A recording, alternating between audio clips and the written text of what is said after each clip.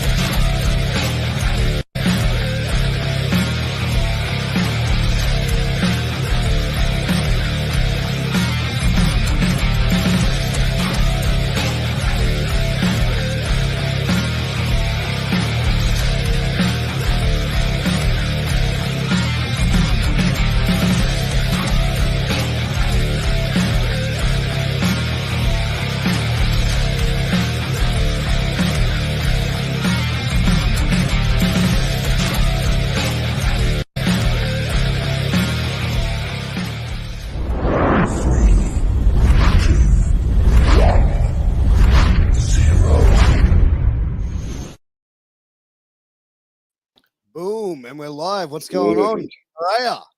What an intro, bro. Jesus. I like to impress, bro. Did you like it? Yeah, man. I mean, I can't hear shit. when... Oh, wow. Hold up. That's a good start, man. Fucking mic out, bro. Can you hear us? You guys just go on without me, man. I'll figure this shit out. All right, we'll That's see in a it, bit. bro. That's it. Pack it up, man. That's it. You've seen us. You got what you paid for. That's it.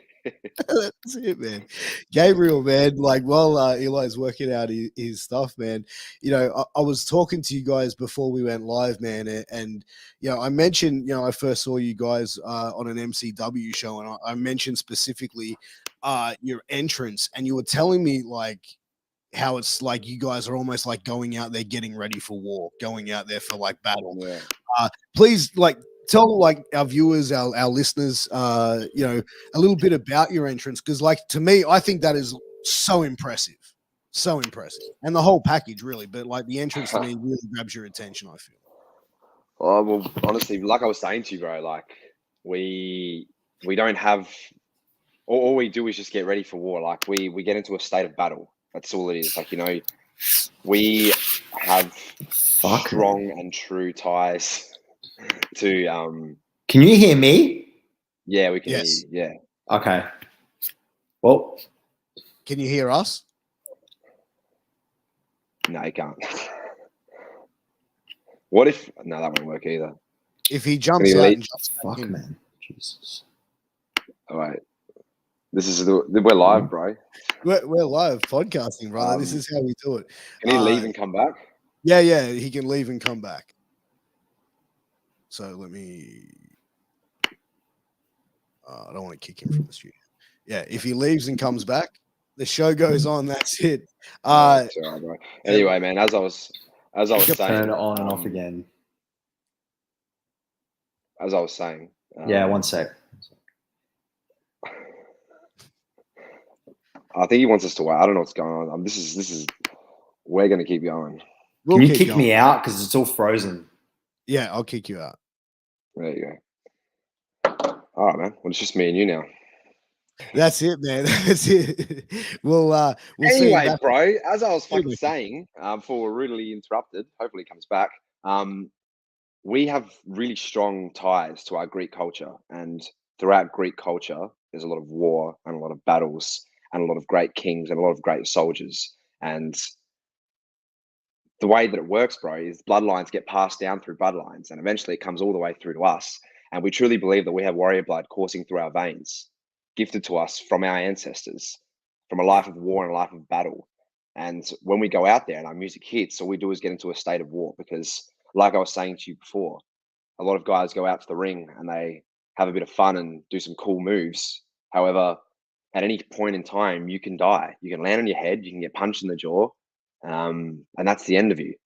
So you have to be in a state of war. You have to be in a state of battle. And we go out there and we do what we have to do to get into that state. We don't do it for anyone out there, man. Whether they like it or not, that's what we're doing.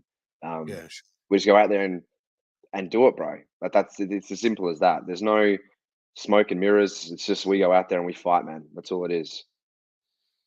Do you like? Has that always been the mentality? Like when you were coming up and when you guys were first starting, right, as the tag team, you know, was that the sort of like vision that you had for it originally? Nah, man, it was obviously very different back then. When you were younger, we've been tagging together since I was 18 and Eli was 19. So like when you're 18, 19, you're fresh out of school, you're sort of new to the world. You have no idea who you are yet, truly as a human being. Like every day you're sort of learning about who you are. And realistically, man, we went out there and you're nervous. Like you're nervous to go out there. You don't want to make a mistake. You don't know what you're doing. You're getting put in front of the public. There's cameras everywhere. Like there's stuff that no one, as an 18-year-old, is generally going to be used to. So it takes some time to find yourself. But with life experience came the experience in the ring and came the experience with us getting into a state of battle. And that's why I think in the last sort of year or two, when we've sort of transformed into who we are now and who we show now and who we truly are as humans now, that's why this is happening. It translates so well in the ring, and that's why our careers have almost. I want to say our careers have escalated and sort of shot up really quickly. But to be honest with you, even when we were 18, 19, we were booked on World Series Wrestling. We were on World Series Wrestling when I was like 20 years old, man. Like most recently, we're on World Series of the Day, and everyone's like, "Oh, like how was it to be on World Series?" I'm like, "Bro, this is like our fourth time on World Series. We've been doing this for quite some time, so like." We have the credibility and the respect, but now we're just mature enough to understand how to execute. Yeah. And I think as well, like there's so much that goes into pro wrestling. Like you could probably, do it, be involved in and be a wrestling for 10 years and you still might not know absolutely everything there is to go because there's so much man. like psychology that goes into it and certain positioning and stuff like that, where I think like a lot of people would look at pro wrestling and go, oh, that looks easy, because the people doing it are fantastic at it and make it look flawlessly. But I think as well, like a lot of people would look at it and have this false sense of like, oh yeah, that shit is really simple. Like it's so easy to go out there and be the Rock. But it's like so different when you're in that live crowd, in front of that live crowd, right? Of course, man. Like, and I guess that's like that opinion relates to basically anything in life. Like, I bet you and me could sit on the couch and watch a UFC event and say, "Oh yeah, bro, I could smash that man, that bloke." Like, no, you Yeah. couldn't. Like, you know what I mean? Like, these guys are trained professionals. They've been training for their whole lives for this one moment. Same as pro wrestlers. Like, people might have their opinions on it and whatnot, but realistically, there are so many elements to it that, like, you're a fighter, you're an entertainer, you're an actor. You have to look like a bodybuilder. There's so many aspects to it that people couldn't even begin to comprehend. And I think it gets to a point, like in any sport in pro wrestling, where the people who have the discipline and the people who put in the work are the ones that reap the rewards.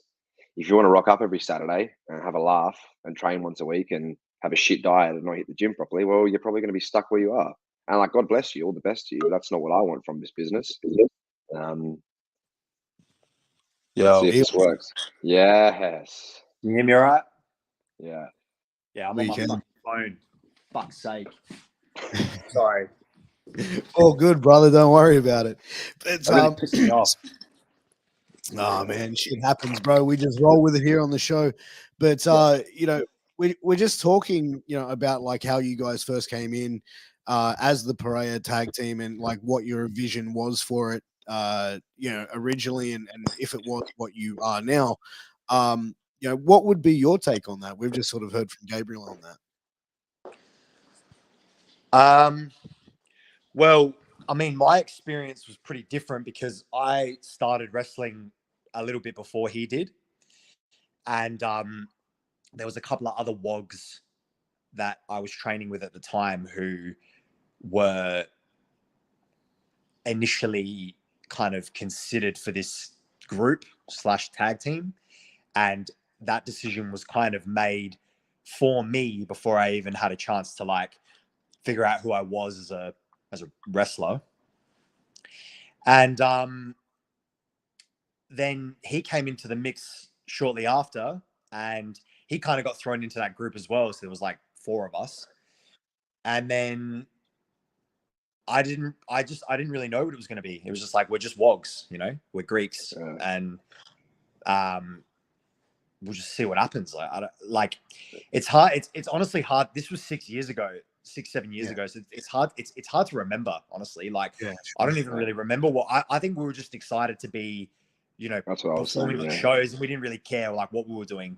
We were just like, this is so exciting. Like we're wrestling in front of people, and our hard work is paying off, and we're starting to put it all together. So, yeah, I don't know. I just, you have your visualizations of what you think you're going to look like in a year's time or in 2 years' time, blah, blah, blah. And then like a year ago, like I wouldn't have thought we'd look how we do now or are how we are now. It's really just kind of taken on a life of its own, and we're just kind of rolling with it, Oh, absolutely. And, we're also talking, as we were talking offline, about how when I first saw you guys on a show, when I was watching it and seeing, your entrance and how it grabbed, my attention. And, I mean? Like, to me, I feel like it really does grab the viewers that are sitting there, at home watching it on TV, but also viewers obviously in the audience seeing you guys come out with such this, energy. What is it like, we've spoken about how you guys said it's like preparing for war, and Gabriel covered that just early off. What do you guys do to psych yourself up to get in that state? Like, we'll go with you, Gabriel, and then Eli after that, please. Like, we could probably answer for each other, man. Like, we're pretty much one and the same. Like, I'm gonna go on a tangent here. Like, Eli and I have shared more experiences together and spent more time together than most people will in a lifetime. And like, you can have your best mate, which is cool. Like, good on you. Everyone has a best mate or a girlfriend, or I have a girlfriend. Like, it's like, but the thing that we share is we travel the world and are put in difficult circumstances every single minute of every single day, and have to make really tough decisions together and experience things together that most people won't ever even be exposed to. So like, I think our friendship and our understanding is pretty much, we're on the same page. But on behalf of the Parea, like, realistically, to get into that state, man, like I was saying to you, this isn't just talking, like, this isn't bullshit. Like, when I hear the music, it's almost like the blood in my body starts to be like, all right, here we go. Like, it's go time. You've done the work, and now it's time to fucking go out and execute. And like, you get into this state of like, I feel like anger is the easiest way to describe it for me, probably for Eli too. Like, where you just, when you're so fucking angry, Piers, that you see white and you can't control what's about to happen. It's almost like you go into that state, but I feel controlled in that state. What do you reckon, These? Yeah, 100%, man. And like, I don't know what it feels like to not enter the arena without that energy, because the first time I entered the arena, it was such an organic reaction that I couldn't have even begun to try and manufacture, artificially. It just happened. So I don't know any different, you know what I mean? And I think it's kind of encapsulating that feeling of battle and of danger and of war and of nerves and of excitement. And it just boils down into this kind of, this strong energy, and then it just explodes as soon as you step out. So the entrance is completely and utterly organic and unique to the scenario we're in. Yeah. I also think, sorry. I was going to say, bro, if there's 1,000 people there, it's obviously going to be a different energy and reaction to, like, if there's 10 people there.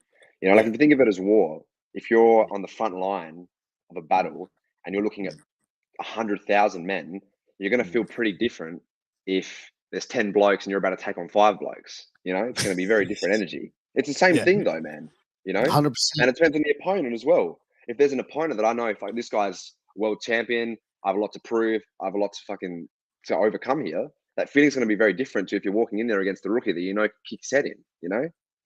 100%. 100%. I suppose there's different levels of how you go at it, right? Yeah. But for yourselves, recently you guys got to wrestle on World Series of Wrestling. Gabriel, you were saying that you guys have performed, like, I think this is like the 5th time you said you guys have been on a World Series. Yeah, probably the 5th match on World Series. Yeah, something like that. Maybe 6. Anyway, it's been a few. Yeah. Do you find the difference between like World Series of Wrestling, like what the vibe is backstage, to what like another, like, say, like an MCW show or a RCW show or anything like that? Is there a different vibe to it? Yeah, definitely. There's probably the most immediate difference is that you're in a locker room full of professionals that do it for a living. Unfortunately, in Australia, the circumstances aren't as similar. So you'll have a lot of weekend warriors, a lot of guys that are kind of half in, half out, that don't necessarily have the same drive or work ethic as a higher ranked international wrestler. So yeah, the vibe is definitely very different, but it doesn't feel unfamiliar to us because that's the way that we kind of try and conduct ourselves. We're there to work and we're there to kind of assert ourselves. So we feel right at home in those locker rooms. And what about yourself, Gabriel? Honestly, man, it's exactly the same as what he said. Like I said to you before, bro, like what he says, I basically say and vice versa. You know what I mean? No, that's fair enough, man. But that's all it is, man. It's the level of professionalism. Like, you're in there with true professionals. Like, these guys dedicate, like I was saying to you before, like, these guys have lived a life of discipline to get to this point, to be earning good money, to be on a good show, to be getting signed to whatever contract they're on, like that's a life of discipline. Whereas when you're on the independent circuit, a lot of the top like RCW, MCW, like there's obviously a lot of those. There's an aspect of those guys in that locker room, but you know, in a lot of locker rooms where there aren't true professional wrestlers, they're just blokes like going out there and doing their best. It's very different, you know. Yeah. And like Eli said, we like to think of ourselves as professionals. We rock up in suits. We're there for work. We're there to execute, and we're there to pay off the hard work that's got us to this point. That's it, man. How did you find the match that you guys had against Brian Cage and Flip Gordon? Did you enjoy the match yourselves?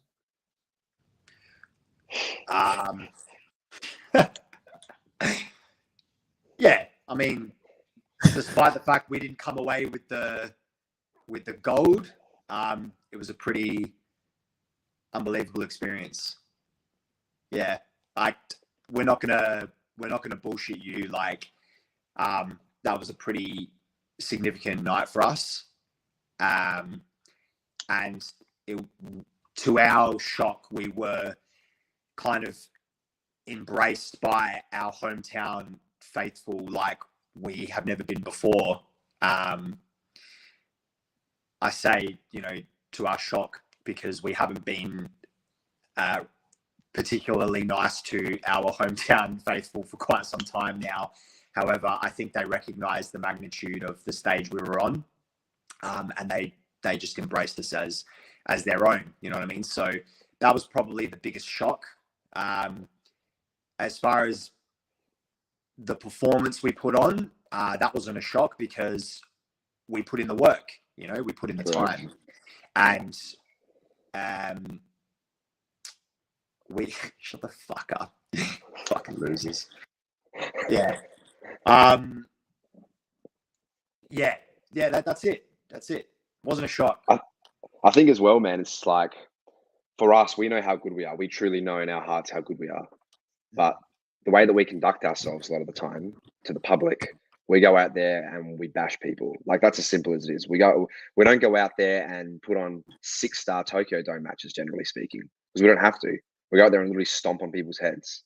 That's the way the Parea works. That's the way battle works. However, on this night, we went out there and we put on an absolute blinder of a match. And because we can and we will and we did. And I think the respect from everyone is like, oh, hold on. These guys actually can choose not to just stomp on people's heads. And that was a big come out of that match too. And furthermore, the guys that we versed, Brian and Flip, those guys beat us because they're professionals.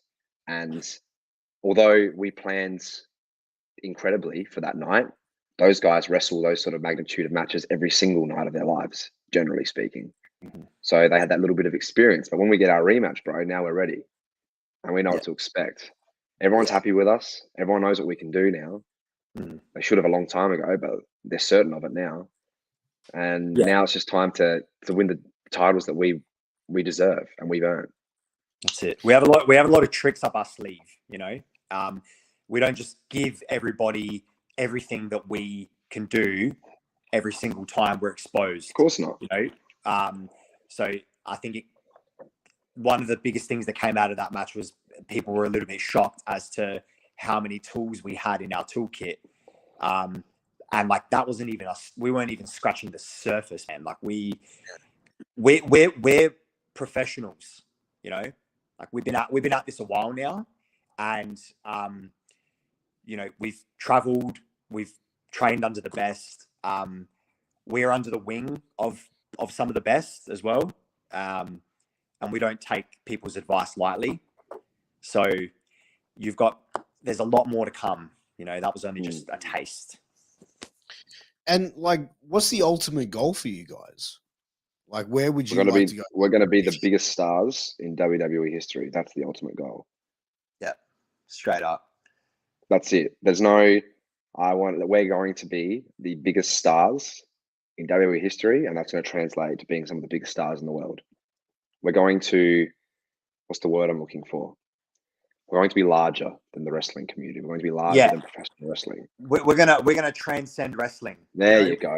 There's the word. See, I told you on the same page. Yeah, we haven't particularly had a wrestler transcend the industry for quite some time. We're the next guys that are going to do that. Promise. What, like, as far as like transcending the industry, like, what do you think it is that sets you guys apart from some of the other tag teams going around today? We don't give a fuck. That's it. That's a shoot, kid. Fuck yeah. I mean, that's fair enough. We don't. Everyone's really scared, you know, and we're just not scared. We just say it how it is. Yeah. Bro, I mean, we look at the state of us, bro. And like, this isn't me. The thing in life is everyone's like, oh, you can't be arrogant. And like, arrogant isn't a word if you're saying something that's true and you're speaking from the pride of your soul. We know we're good looking. We're currently both sub 10% body fat and jacked. We are charismatic. I got more charisma coming out of my ass right now than most guys will ever have in their whole life. These are things that can't be taught. We have sickening work ethic. We wake up every day and we sickeningly work towards those goals. I don't just sit here like I would as a man, and I know Eli's the same. I wouldn't as a man be able to sit here and lie through my teeth and tell you all these things if I wasn't actually working towards it and doing things every day to make this shit happen. We can speak 2 languages there. Series, Catalavenis. Do you know what I mean? We have tools that most guys don't have. And these are things that I'm telling you, and these are things that are obvious. And all it takes is the right person to see us in the right place, and then it's done. It's money galore, bro. Yeah. I think as well, like the Greek community is so passionate when it comes to sporting events and even entertainment as well. And I think as well, it's such a large community as well, like worldwide, that I think that like in WWE, there hasn't really been like a Greek star there or stars in WWE. If there has, like, how long's it been? I know, man. And Greece is there's no Greeks. There's none, bro. We and I can sit here and tell you this because I know you can't dispute this. I'll even ask you the question: who are the 2 biggest Greek stars in the world in professional wrestling? You don't know anyone but us. There you go. You 2 guys. It's us. And like, there is promotions in Greece, and God bless them. But these guys are just, it's an upstart community. It's like maybe the Australian wrestling scene. They don't have the resources, which is great. God bless them. Like, I wish them all the best. We want to obviously help them once we get to a place where we can. But we're the 2 biggest Greek professional wrestling stars in the world. We just wrestled 2 guys that are signed to 2 massive promotions in the world. Just wrestled Brian Cage the other week. Which other Greek can say that they've done that currently? Active? None. Oh, dude, like it's, you know, the match that you guys were able to be in against them, like, you know, would have been a massive opportunity for you guys to put the spotlight on and put on a banger of a show. But as far as well, like, you know, I think the other Greek wrestler that I know would be Greek God Puppeton in the US, who's been around for a long time. So, you know, like I said, he represents the Greek community as well, really strongly over there. And you know, I think as well, like we should be seeing more Greek stars coming through. He's holding down the fort for us, man. But realistically, Greek Donald, I've never heard of the bloke, and I'm in the Greek community. I'm in the professional wrestling scene. Not to say I don't know what he's achieved or what he's done, or if he's ever been signed to a major promotion. But dude, I'm 24 years of age, and look what we've achieved. Eli's just turned 26, and look what we've achieved in such a small time. You know? Yeah. It's relentless intent. You know, striving to be great. Have you guys had any conversations with WWE? Like, has there been any contact from them to you guys to say, hey, like, we're looking at you guys, like, this is like, has there been any communication? That's for us to know and you to find out. Correct. That's why I asked. You'll see it on the front page. You'll see it on the front page of the newspaper. That's when you'll find out, my friend. Oh wow! I don't get an exclusive here at all. You don't get fuck all like everyone else. Oh wow! How nice of you. Fuck. But you know, as far as you guys, like, you know, when you guys first broke in, were you guys like friends before wrestling? Like, how, like, like, or did you guys meet each other through training? I'd seen his head around, but all of us Greeks hang out at the same places, so I probably saw him. I thought, who's this bloke? What's he looking at? yeah. If you stared 1 second too long, when we he probably went into a started- punch up. When he started, he came straight to me because he was like, "Oh, he looks familiar. I can it's smell safe. it." Yeah, it's safe. I could smell the tzatziki on his breath, man. So I went Yeah. towards him. He just knew. I said, "Oh, bro, you hang out at Henley or what?" And he goes, "Yeah." I said, "Killer. That's it. And that's it, bro." 7 years later, we've traveled the world together, and we're the greatest tag team in the world. And then we found out later that our yayas, like our grandmas, are good friends and used to like I used back to kick in the around, day, hang out. They used to be at the same parties together and everything. So you know what though? Small world. That's such a standard Greek community story in Adelaide though. Like everybody's fucking grandparents know each other, and you know, like it wasn't surprising at all. So yeah, but like we just, like I was saying earlier, like when my initial like exposure to like the tag team, like the idea of the tag team was like, it's so organic. Like we just gravitated towards each other. It wasn't just like, I will just throw these guys together and throw it at the wall and see if it sticks. Like it was like, there was no other like option. It was like, they're going to be a tag team. And like, we never even, I don't know about Gabriel, but like for me, I never really sat there and thought like, oh, like when's this going to break up? Like, when are we going to like go our separate ways? I was just like, this is what I'm in. I'm just in this. And then after a while, it's like, it's all I know. Like I've always only ever been, I had like 3 matches before he was like, because I started a little bit before him. I had like 3 matches before he was like ready to perform in front of people. And then that was it. Bang. We've been together ever since. So I don't know any better. I don't know any better at all, bro. I've only ever been with him, you know? Yeah, there we go. Yeah. But like, I don't want anything else. And like, we've sat there and had those conversations like, oh, you know, what if someone tries to, you know, when I'll break up, when Vince McMahon says, here's $10 million to make an angle out of this. I'll say, no worries, I'll break up then. But why would I break up until then? Exactly. 100%. Yeah. There's still a lot more for you guys to do as a team before you would even look at that, I believe. Like, yeah, it's and like Piers, like mate, you know the wrestling business, right? You see all these pretenders out there, not just in tag teams, but for the sake of the conversation, tag teams, right? Who are we're together through thick and thin, we're blood, we're brothers, we're closer than family, blah blah blah. 6 months later, they're fucking broken up. You know what I mean? We're getting on now, like probably like one of the longest running tag teams like in the whole industry. Like 6-7 years as a tag team is a long time. Like That are active and have been active for all that whole time. way through. We haven't had a break. The only break we've had was during COVID, and that was about, how long were we off shows for? 5 months in Adelaide? 6 months, maybe. Yeah. 5-6 months. That was it. And then bang, straight back into it. Like and the whole time during like that kind of lockdown, we didn't have it as bad as everyone else in Australia, but like during that short period where we weren't doing anything, we were at each other's houses all the time, making Every content day. and Training. talking, And we're in Zoom classes. We wrestling. had online coaches. Like Carlo Cannon has a great fucking online system that he runs. We work with him. We have jumped on as there well. with Like we have incredible.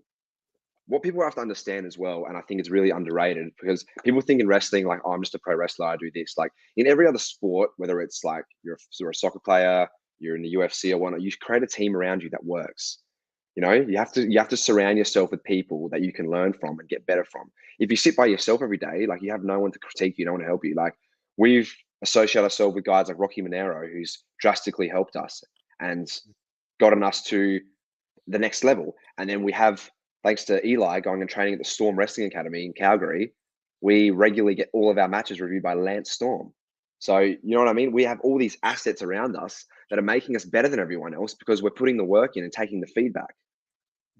And I think that's one of the things that's really missing in, like, is people listening to feedback and people getting feedback. And you know, when I spoke to Carter Deems a while ago, you know, he goes, getting like feedback from people who are on another level above you, or a coach or a trainer or just someone else who is a professional wrestler, and getting that feedback can be more valuable than doing 10 or 15 training sessions or seminars, but just getting that 10 or 15 minutes worth of feedback can go, such a long way.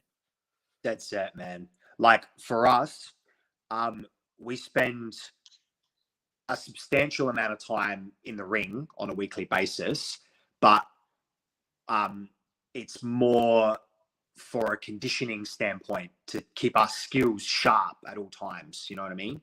The real learning happens when you're out there in front of the people, and then when you can take what you've crafted and hand it to the mentors and the teachers and have them break it down for you and explain to you why it was shit and what was good and what wasn't, and then you go from there.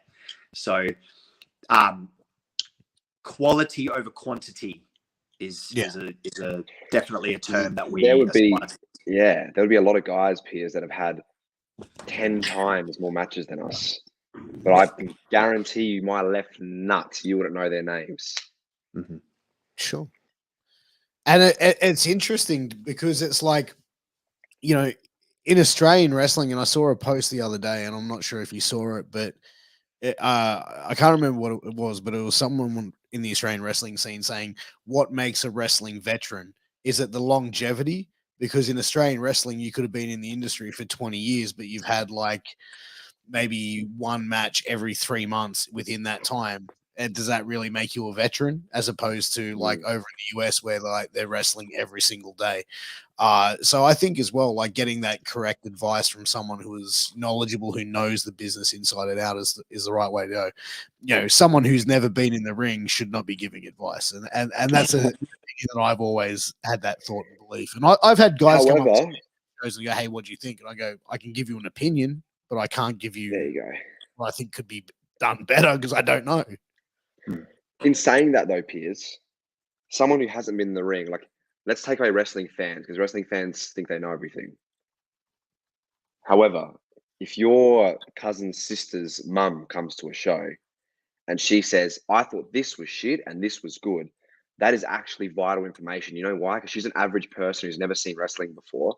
And if you're on WWE TV or any AEW, whatever TV, and someone's flicking the channels and they see for 5 seconds something that's either going to make them stay or make them go, that's really important.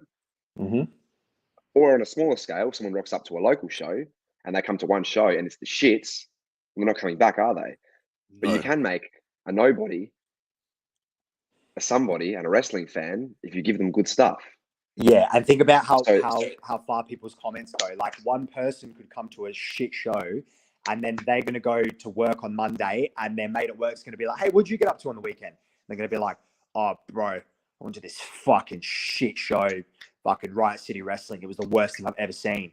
And then that guy's going to go, oh, really? Oh, well, fuck. Well, I'm never going to go to one of their shows. Yeah. And then say wrestling comes up in conversation with that guy who didn't even go to the show.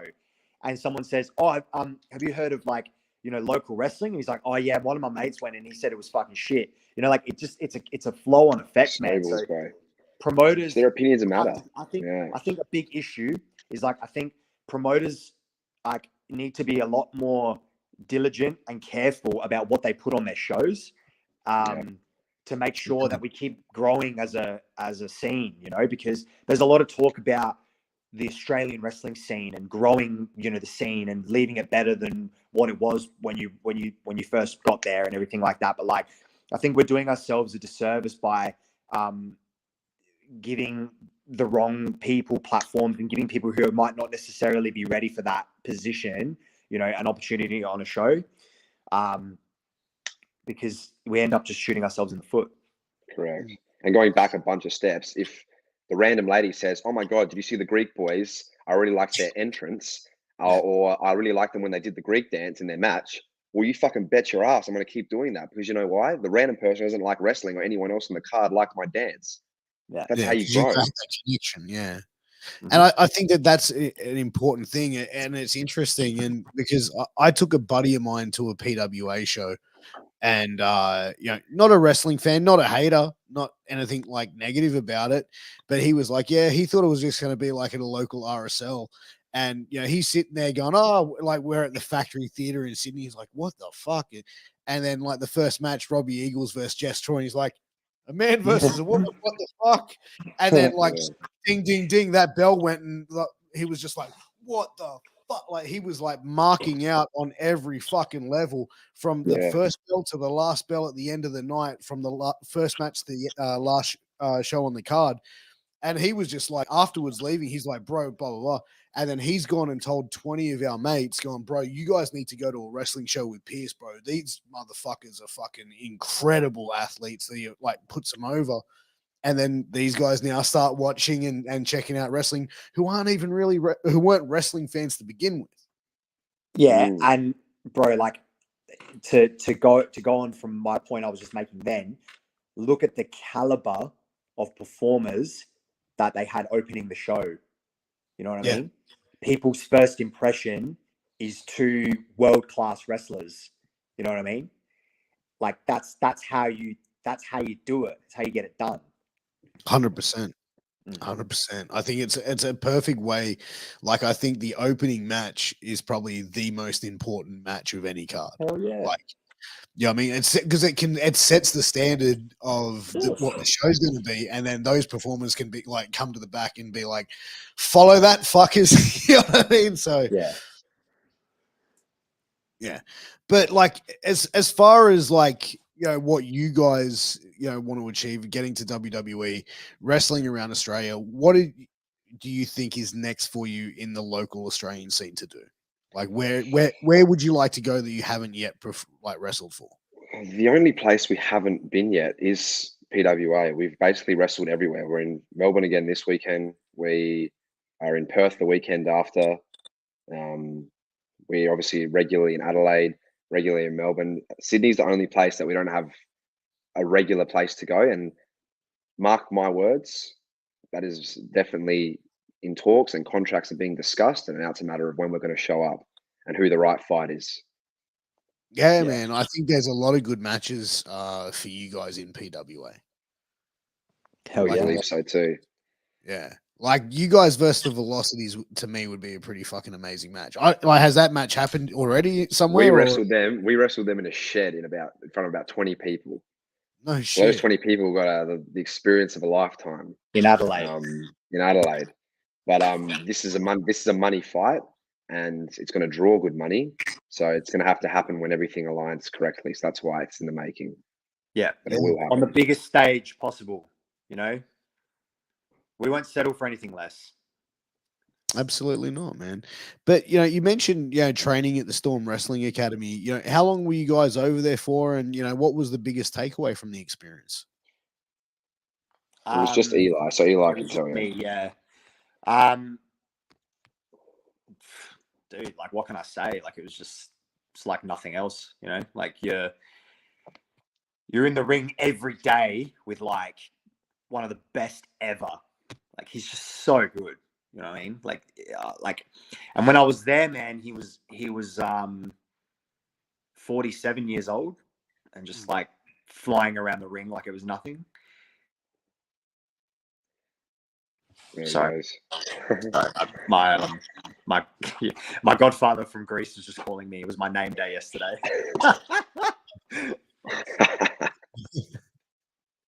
He's calling again. Well, we'll take Eli out. He can come back in after he's. Here you go. He's back. Sorry, boys. Sorry.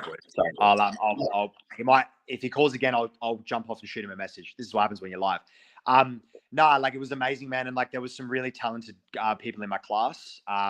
Brian Pillman Jr. was in there with me, and we were staying in the same house together, so we spent a lot of time together. And he was only just starting out at that point, so it was a very different Brian to what you see now on AEW. And there was another Irish lad, Darren Kearney, who unfortunately isn't wrestling anymore, but he had such a bright future, and him and I spent a lot of time in the ring together. He was fantastic. We went and stayed with him over in Dublin a few years ago and trained with him at his schools that he trains at. And also Vance Adams, who wrestles out of Melbourne. He was in the class 2. He was amazing, and it was good to have another Aussie in the class 2. So unbelievable experience. And just the most important thing was the repetition. So we were in the ring 5 hours a day, Monday to Friday for 3 months. You know, you can't beat that. Yeah. No, I think that's the thing, is like getting that consistency and getting that time in. And I think Lance Storm was probably one of the greatest in-ring performers like of all time, really. Like, he's so good.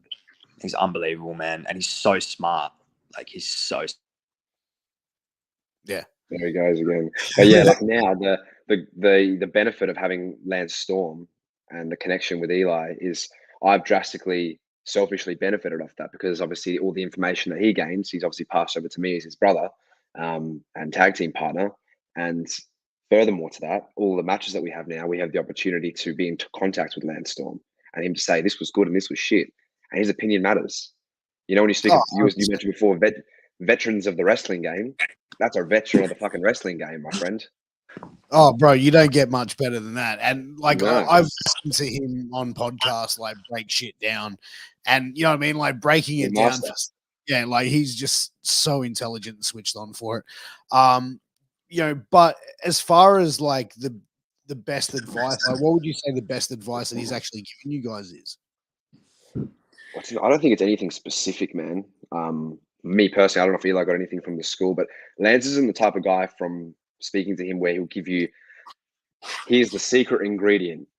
Because realistically, all it is doing the work, being disciplined with the work, and growing every single match that you have, and taking in something new that you've learned.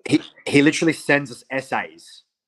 Yeah. Like, he'll watch a 15-minute match and he'll write a fucking essay It's on like it. you're scrolling, bro. And you just, like, literally every single fucking detail of your match, he just breaks it down. And then we jump on a Zoom with him like this, and he goes over, he'll watch it with us. He goes over it with us live. And then he just opens the floor for questions. And then we end up just going on a complete and utter tangent. And it's amazing. This is so much to learn. So, like, yeah. I think the biggest thing for me when I was actually over there training with him that I learned was he basically showed me a way out if I'm ever in a situation where things go south. And I won't go into too much more detail than that. But that was the biggest thing that I learned. Yeah. Fair enough. Like, and I think as well, like, there's, you know, obviously things can go wrong in a wrestling match, you know, at the drop of a hat, right? So yeah. I think as well, like, it's good to get that probably, you know, that information and feedback and teaching how to deal with it if something happens. You know what I mean? So without sort of going into too much detail as per your request, I don't want to sort of pry too much, but you know, as far as you guys go, like, have you guys traveled much else outside of Australia, and where have you guys traveled? We, funny enough, and this was something that people usually sort of snicker at, but that's the reason why we're so good at what we do, is we were actually part of a cabaret stage show, not wrestling related at all. We were the only two guys with 5 or 6 girls that were incredible dancers. And we did a cabaret show in the Adelaide Fringe, which was good enough to get taken all the way to the Edinburgh Fringe in Scotland. So we performed 10 nights straight in a cabaret show, dancing, acting, magic tricks, all that sort of stuff. 10 nights, rock star life. Just wake up, do some tourist bullshit, drink, perform, party, repeat, 10 days straight. And what we did out of that was we made a wrestling trip. We're in the UK, and obviously there's a UK wrestling scene. We have contacts over there. So we actually got to wrestle across England, trained, like Eli mentioned before, in Ireland at OTT, and made a bunch of contacts, and, you know, traveled, did a tour of the UK realistically. Finished it off in Greece, of course, partied a bit, hung out with the family, and came home. Nice. Is there much wrestling like over in Greece? Like, is there a wrestling scene there? I follow him on Instagram. There's one promotion called ZMAC out of Athens. It's not like it isn't, from what I've seen via social media, which obviously is restricted, but it doesn't look like it's massive. But from what I have seen, like, it looks decent. But it's just like Eli said before, the resources are scarce. The trainers, like, you know, there's not as if there's going to be a world star trainer coming out of Greece. But yeah, that's it, man. It would have been good to try wrestle over there, but maybe in the future, maybe we'll sell out one of the old ruins over there one day and do a massive show there. That's An Athens street fight, maybe. Imagine that, bro. Yeah. We have fucking Slovakia thrown at our heads. on the topic of Greeks, man, like what a lot of people don't know is Melbourne has the second highest population of Greeks outside of Athens in the whole world. Really? Yeah, because like Athens, Melbourne, Thessaloniki. I think Chicago's got a really. I think Chicago's maybe fifth. Chicago's got a really high population of Greeks as well. Yeah. Yeah. So everybody likes to indulge in Greek culture. Do you know what I mean? Like, there's Greek comedians. Everybody loves Greek food. People Greek dance at birthdays, even though they're not Greek. Everyone wants to holiday in Greece. Yeah. Everyone wants to get a nice tan.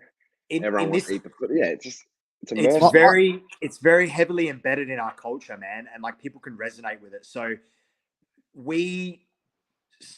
I'll give you a little nugget of information here. The Parea, we don't spend hours trying to cultivate fancy wrestling moves. We spend hours trying to figure out how are we going to infiltrate this untapped market here in Australia and around the world that contains some of the most passionate people that you will ever find. They need someone to get behind in order to ignite that passion. And as soon as we get that platform, they're going to come in droves, man. Right. It's not just a catchphrase. We are here to raise the flag of the Greek Empire once again. Remember this, Piers. Listen to me. There have been a lot of empires in history, a lot of empires. Ancient history is something that's very well studied.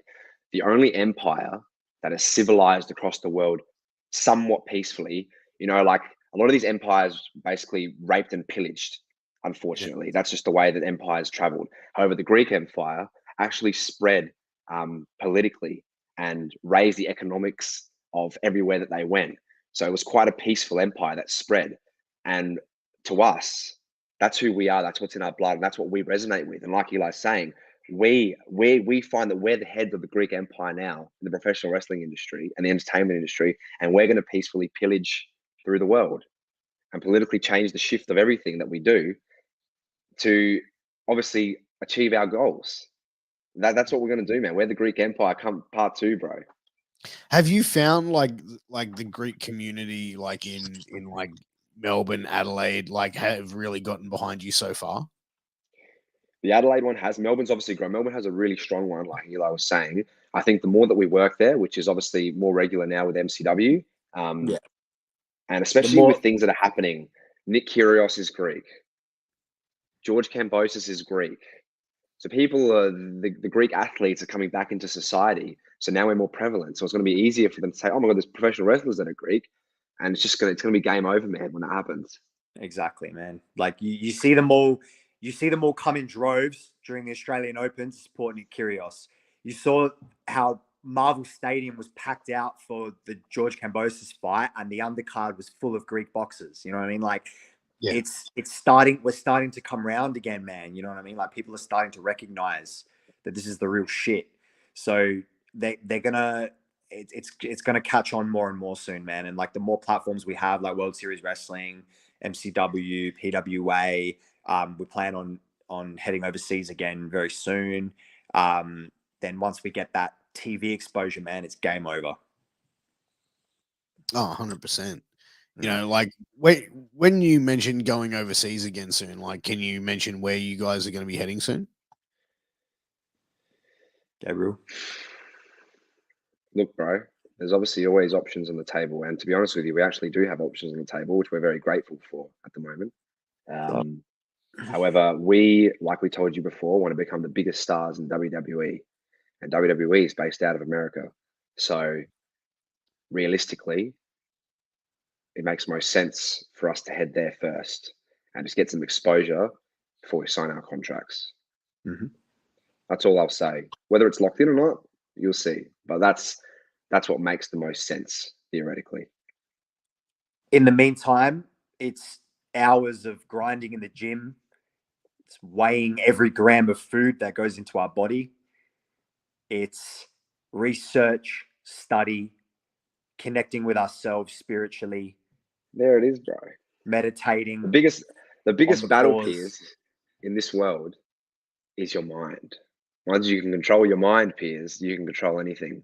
You cannot let the external affect your internal. You could have said something today that could have offended me, and I could choose to be offended, and it could rule my next week. It's that simple, bro. And most people are like that, which is really sad. We sit there and we work in our bodies. Dude, look at the state of us. You know what I mean? Yeah. But you can look as good as you need to. But when you're put under pressure, your body can't handle it if it's psychological. You have to be in control of your mind at all times. So that's another thing that we work on, and that sets us apart from every other gronk going around. Yeah, I think to be mentally tough, and I think as well, like the pro wrestling industry is a grinding business, man. Like it breaks people down, and you look over the years. I think you have to be mentally strong, and pro wrestling can be a bipolar world, man. You know what I mean? Like there's a lot of politics in wrestling, and you've got to be very thick-skinned to really be able to navigate through it. Hell yeah, man. Oh, yeah. We're exposing ourselves to scrutiny every single day, Yeah. I was going to say, and I'm very grateful that I have Eli. I know he's grateful that he has me, because at least we have battle together. At least every battle we walk into, I know someone's got my back. These poor single guys out there, man, they only got themselves most of the time. Yeah. So if I got a problem, man, at least I know I got someone to go to. They're alone out there. So you better watch out for the Parea, bro, because we're coming in as a pack, bro. You're finished. I'll tell you another thing that Lance Storm told me when I was over there.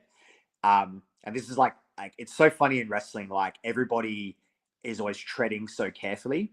It's like in wrestling, like you're just expected to never have a disagreement with somebody, and like if you do, you have to be like really careful about how you go about it. You know what I mean? So like one of the things that Lance told us was like you need to have your one or two people that you can sit in a room with or in a car with that you can just fucking lose your shit to and unload all of the frustrations that you're having and just get it out and know that that's not going anywhere. That's staying in the car. That's staying between you and that person. 100%. Everybody's got it. Even though face to face, we all try to act like everything's cool and everyone's just like all, like gets along with one another. It's a workplace at the end of the day, man. And in a workplace, you're going to fucking butt heads with people, man. So he's got me, I've got him. We're two very testosterone fueled, fucking angry cunts. That's what it is. I was going to say, man, quite aggressive, man. Yeah, bro. Like, I'm a fucking psycho, man. Like, I don't fuck around. You know what I mean? Like, I'm like, what you see is who I am. Like, I'm not putting on a fucking show. So like, and that's what makes me great. That's what makes me who I am. I am who I am, and I'm not going to change for anybody. You know what I mean? So I've got him to be able to filter that, and vice versa. That's it. So fuck with us, all right? How do you feel like? Because I always feel like in this day and age of like cancel culture, Me Too movement, it must be so hard for heels to really be heels and get genuine heat. Like you look at some of the best heels in the industry, like to get that reaction, you know what I mean? They're shitting on the crowd, where I feel like today you can't really do that because you may trigger someone. And look, I understand to a certain extent, but do you find it's harder now to be a true heel?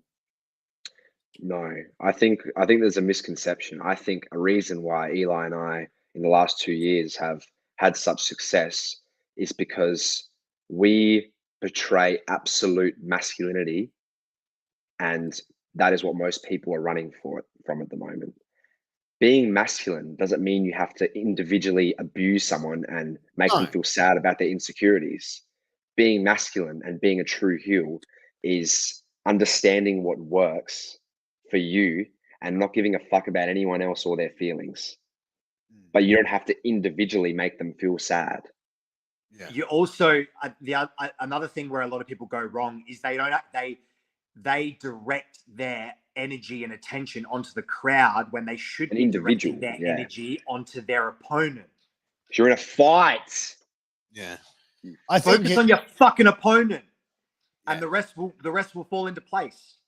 Well, it's kind of like by going and insulting the crowd, you're just getting cheap heat, right? Yeah, shut up. Like, Good one. You yeah. know? Who gives a fuck? But if I'm bashing the fuck out of someone and someone's distracting me, shut the fuck up. And I'll go back to bashing my opponent. It's different to walking out and saying, "Oh, you got a funny head. Shut up."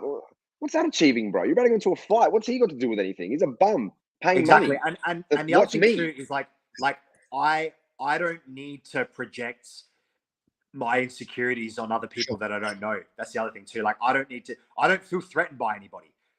You know what I mean? Like I don't need to make some poor soul in the crowd feel this big to make myself feel better. I already feel good. You know what I mean? I'm just choosing to take a certain approach towards my opponent, a certain tactic of psychological warfare towards my opponent that might come across as a bit heelish or a bit villainous, but that's just the approach that we find comes naturally to us. The art of war, man. So what we study, which we think works for that moment and that time. And like I said, we epitomize masculinity, and there's nothing like there's all in every human being. This is a spiritual level thing now. In every human being, there's a level of masculine and feminine energy, which is fine. Some people have more feminine, some people have more masculine, no matter what gender they identify with. Sure. We truly identify with masculine energy, and that's who we are naturally. So that's what's portrayed in the fight, because I'm organically myself in my fight, because that's what's going to work. If I'm trying to be someone that I'm not and fight someone at the same time, that's a formula for destruction. Yeah, absolutely.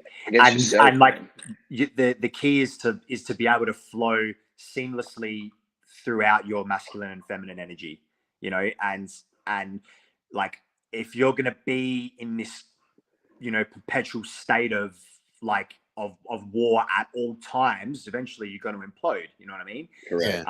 And that's the way that we sort of harness our masculine energy is to go into that state of war, but we need to be able to like let go of that and flow seamlessly into our feminine and be, you know, family men as well. And, you know, I'm an uncle, I've got a baby niece, you know, and like those are moments where, you know, you just kind of connect with your soul on a different level, you know? Yeah. How, like, after a show, like, because I can imagine the adrenaline is like pumping like pretty high, right?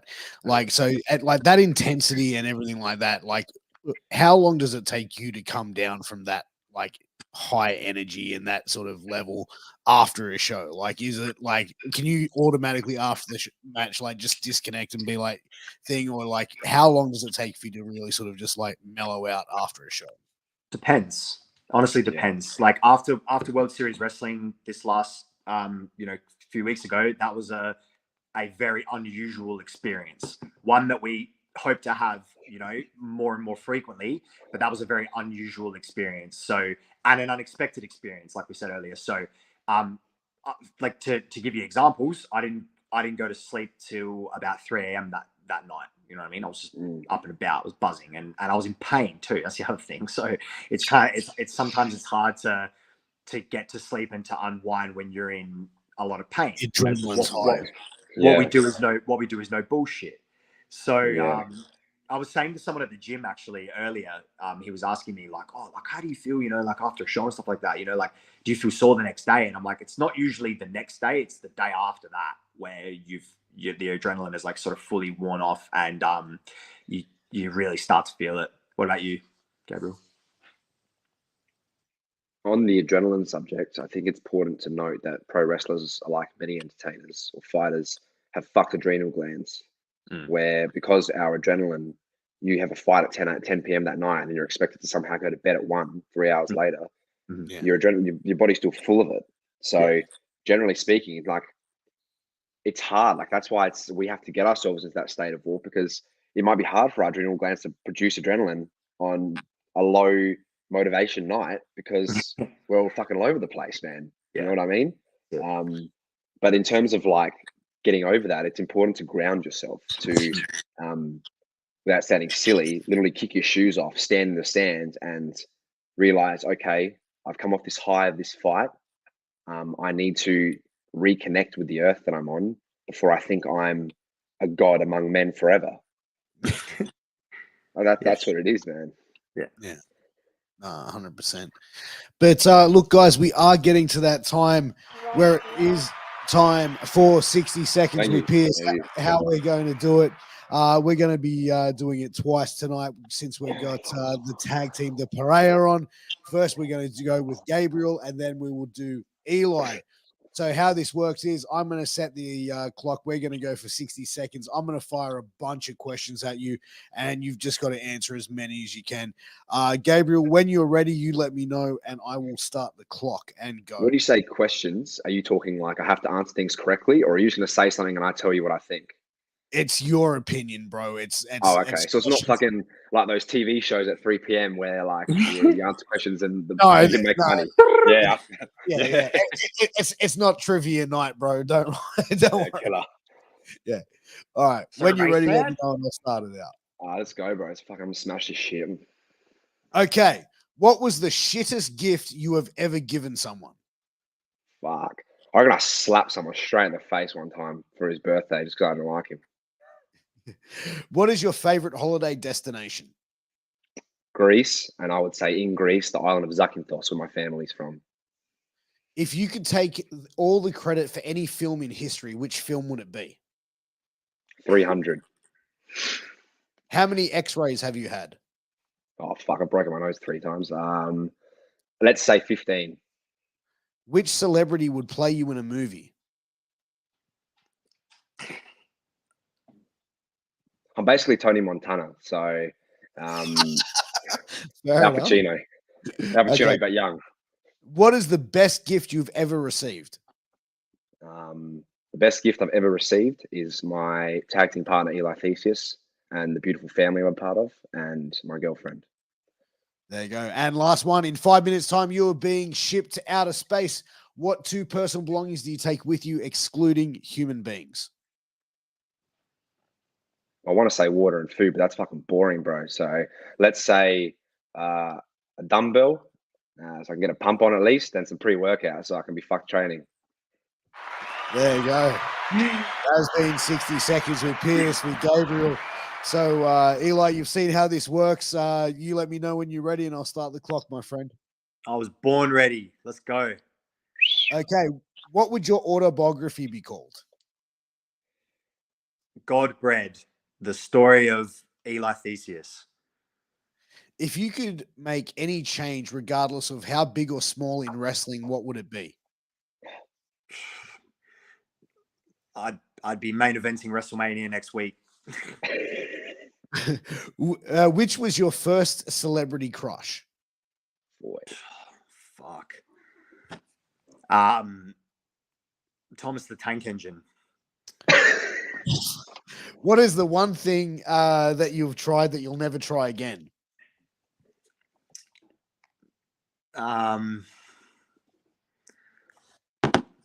Waxing, like instead of shaving before a show. Fucking my chest just blew up, went all red. Yeah, waxing.